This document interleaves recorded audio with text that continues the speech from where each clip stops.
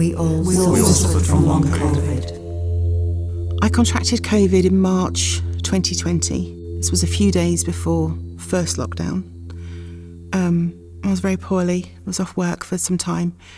And then I caught it a second time in October the same year, in 2020.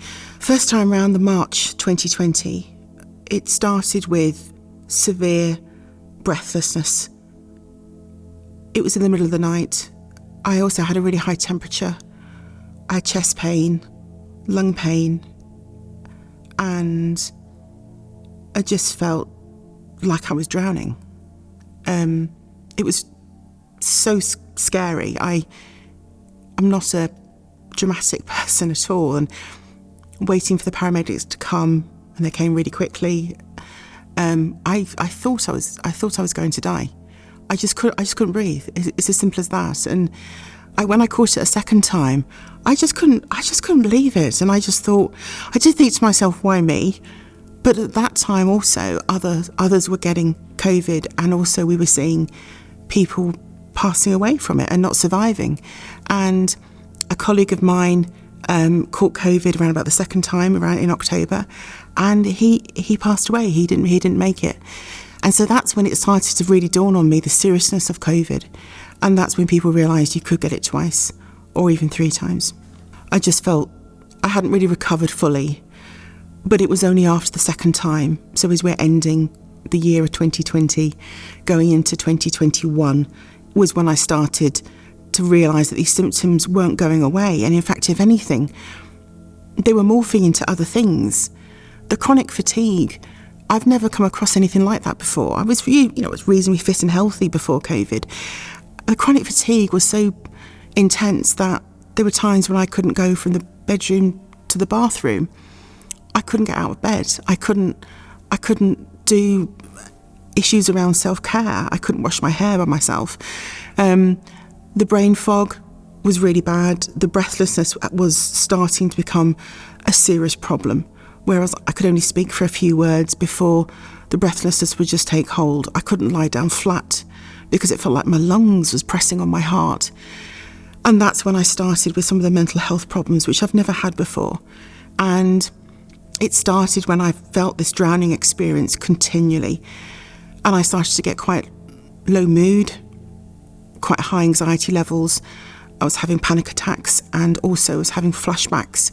And I still didn't know what was going on. I thought perhaps it was just me being tired or stressed, or whether there was something else going on. And it was only later in 2021 that I became really poorly. I was at an event.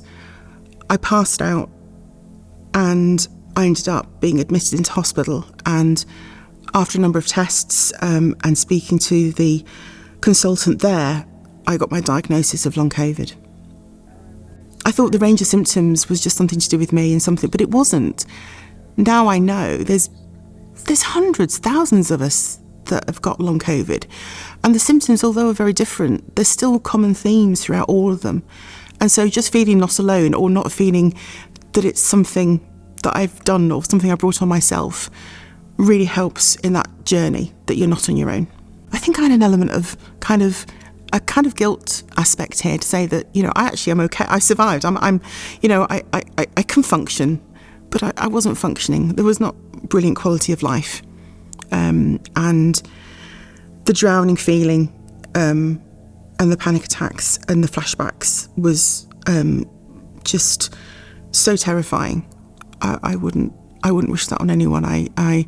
Although I tried to repress it and blank it out, but I think that made it worse, because by trying to not recognise it and keep it under wraps, it all just spilled out. When I got onto the long COVID services, they were superb. I mean, the first thing they did was just listen to me and understood, and said, look, we're learning as well. They were really honest with me and said, there isn't any specific treatment for this, Victoria, but what we can do is put you in touch with other patients who have also experienced it, particularly what we call the early long haulers, so those from March and April of 2020.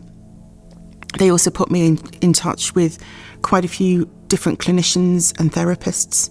So I was seeing people about pulmonary rehab and respiratory, being taught how to learn how to breathe again, which sounds mad and crazy, I know, but it's true. I got so scared, and it still happens now, that when I take a deep breath and I can't always catch my breath, I hold my breath because I'm scared to breathe. And so I had one-to-ones and group work regarding learning how to breathe, also about learning how to manage chronic fatigue, but also talking to other patients was really important as well.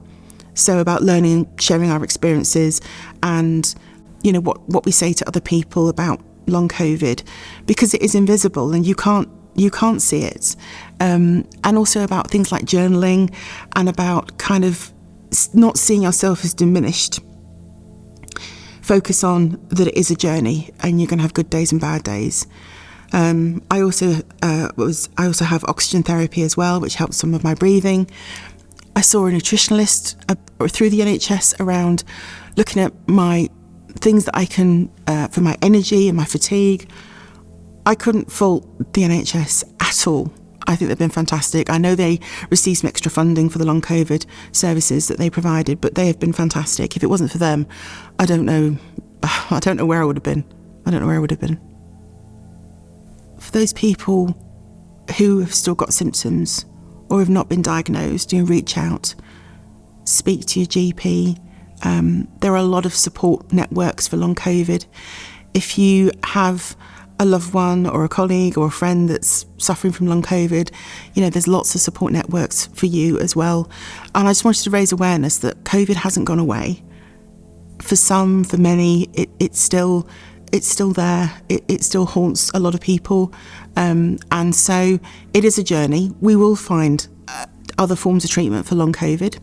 And I just want to say a big thank you to everyone who has helped me on my journey, particularly everyone who worked within the NHS, but also friends, family, colleagues who, to be honest, I could not have done it without them. And I'm still on that journey. But for those people who are still at the beginning of their journey or halfway through, don't give up, and you're not alone.